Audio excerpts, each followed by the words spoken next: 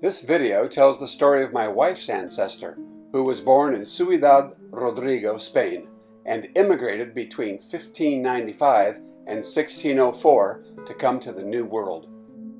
My wife's name is Diana Saavedra, and Simon de Avendaño is her 11th great-grandfather. Our purpose in going to Ciudad Rodrigo was to walk the actual streets that her ancestors walked in and see the buildings and perhaps the art that they would have seen. We wanted to feel their energy, so to speak. The city is located between Madrid, Spain, and Portugal, almost to the Portuguese border. It was an established major outpost in Roman times that was worthy of major buildings and a bridge that is still in use today. While not much is left today from 2,000 years ago, much more ancient evidence in Roman history would have been plentiful in her ancestors' time, and even the buildings in 1550 would have used up parts of the Roman buildings as building supplies.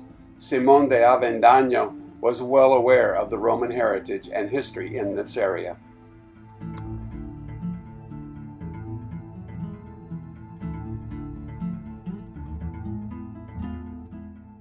After the fall of the Roman Empire in the 400s AD, historians say, the city went mostly unused until it was repopulated, as some historians say, by Count Rodrigo Gonzalez in 1150 as a military outpost to protect trade routes.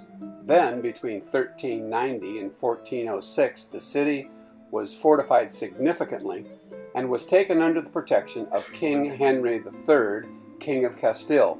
Significant money and influence was poured into the city, buildings and city walls that were not only being used at the time of Simon de Avendaño, 200 years later, but are still standing and being used today.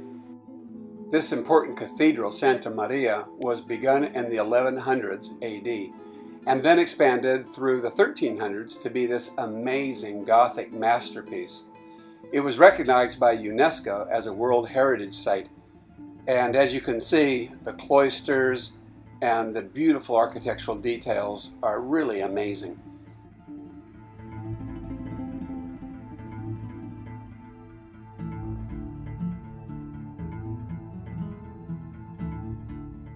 I love it that Simone would have walked through these aisles, would have been looking at these capitals, would have been aware of all of the decorations and all of the features that we're looking at today.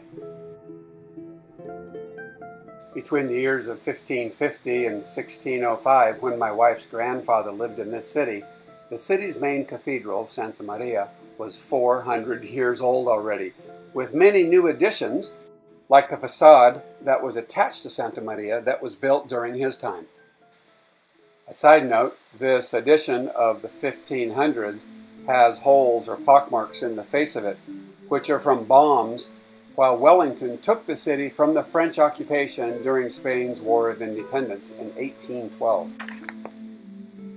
The center of town today was the center of town when Simon de Avendaño lived there 420 years ago. The 800-year-old church made from the 2,000-year-old Roman building is at the far end of this plaza. The city hall, which was new at the time of our ancestor, was where he would have applied for immigration and took care of his civic affairs.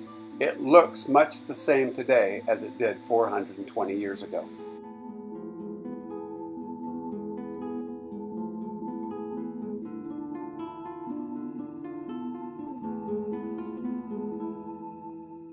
With so many 500 to 800-year-old buildings in the city, it's not a surprise that the city still has its typical medieval 800-year-old layout.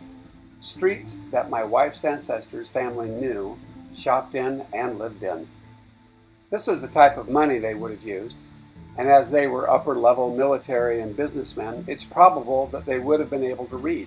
Here's what typical military dress would have looked like. Here are more views of the streets of Ciudad Rodrigo, which would have been the same at the end of the 1500s and at the time of our ancestors. We loved walking hand in hand through the square at the end of the day, looking up at the decorative friezes on the building, much as our ancestors would have. Perhaps they drew water from this well, or walked along these streets exchanging pleasantries with their neighbors. In the evening, the sunset glow makes these buildings glow gold. They're really beautiful. Look at these sculptures along the cathedral. Simon de Avendaño, between 1595 and 1604, would have left Ciudad Rodrigo by crossing over the Roman bridge on the south side of town on his way to Portugal for his departure to the New World. The Iberian Union, an agreement between Spain and Portugal, made the trip the safest and most convenient departure, and Portugal was more tolerant of Jews than was traveling through Spain and its Inquisition. Motivation for immigrating to the New World could have been military or financial benefits, but could have been also the expulsion of Moors and Jews from Spain during that period. So departing from Porto, Portugal, this is the style of ship they would have sailed on. They crossed the Atlantic Ocean in about 3 to 4 months and landed in the Spanish colonies of Nueva España, New Spain, presumably the eastern side of Mexico today. Once in the New World Spanish colony, Simón met Maria de Villanueva Baca de Ortiz y Pacheco from a 3-generation New Spain military family. They were married in 1605 in the colony of New Mexico and ended up raising their family in the Santa Fe area, where over 54 branches of my wife's ancestors, 12 generations, have been established for over 400 years. Both Simón and Maria died in Santa Fe about 1621 at the age of about 40 years old. It was a time of war and colonization, and through conquest and power struggles, Santa Fe, New Mexico was established as a city in 1610. These were violent times, or perhaps disease was a factor. It was a thrill to walk the streets of Ciudad Rodrigo, Spain, and learn of its history, which played a part in my wife's family history. Our travels, what we have seen, and the stories have enriched the feelings of where we come from.